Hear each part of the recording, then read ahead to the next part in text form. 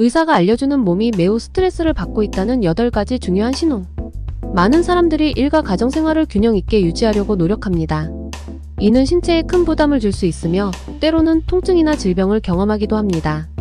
이런 일이 일어나는 것은 정상적이지만 지속적으로 괴롭히는 문제가 있다면 무시해서는 안 됩니다. 몸이 스트레스를 받고 있다는 신호를 주의 깊게 살펴보세요. 의사들이 가장 자주 주는 건강 조언 중 하나는 스트레스 수준을 줄이는 것입니다. 균형 잡힌 삶을 사는 것은 쉽지 않습니다. 일상적인 루틴을 지키려 하지만 예상치 못한 일이 발생할 수 있습니다.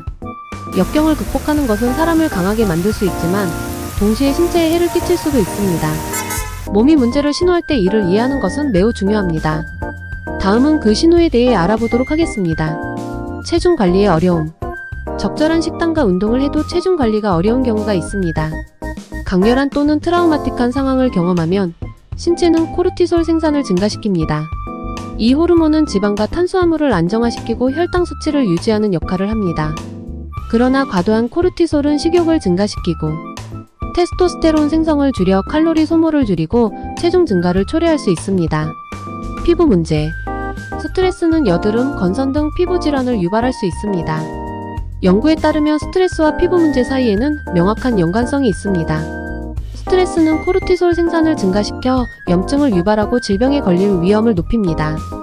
소화 문제. 만성 스트레스는 위장관에 부정적인 영향을 미칩니다.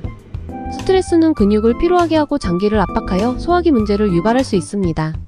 약물은 통증을 줄일 수 있지만 근본적인 불안 원인을 해결하지 않으면 스트레스가 계속해서 문제를 일으킬 수 있습니다.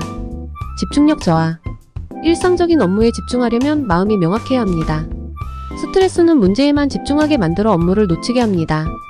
이런 경우에는 특정 활동 전에 스트레스를 다루는 시간을 가지세요. 예를 들어 출근 전이나 퇴근 후에 스트레스를 처리할 시간을 가지면 가족과 함께할 때나 직장에서 생산성을 유지하는 데 도움이 됩니다. 탈모. 스트레스가 탈모를 유발할 수 있다는 것은 더 이상 신화가 아닙니다.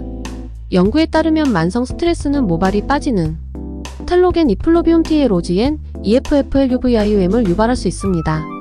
그러나 탈모는 유전적 요인도 있을 수 있으므로 의사와 상담하는 것이 좋습니다. 두통.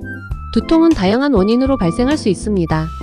잘못된 수면 자세, 저혈압 또는 고혈압 등 여러가지 이유가 있지만 만성 스트레스도 두통을 유발할 수 있습니다. 스트레스는 머리와 목 근육의 수축을 일으켜 두통을 유발합니다. 불면증. 스트레스는 불면증을 유발할 수 있습니다. 많은 문제로 인해 잠을 이루지 못하면 업무 수행 능력이 떨어지고 가정에서도 짜증을 내게 되어 가족 문제로 이어질 수 있습니다. 수면제는 일시적인 해결책일 수 있지만 근본적인 스트레스를 해결하는 것이 중요합니다. 면역력 저하. 스트레스는 면역 체계를 약화시켜 감염에 더 취약하게 만듭니다. 작은 감기부터 시작해 더 큰 질병으로 이어질 수 있습니다. 스트레스 신호를 무시하지 말고 몸이 보내는 경고를 주의 깊게 살펴보세요. 스트레스를 줄이기 위한 다양한 방법을 시도하고 필요시 전문가의 도움을 받는 것이 중요합니다. 건강을 유지하기 위해 스트레스 관리에 신경 쓰세요.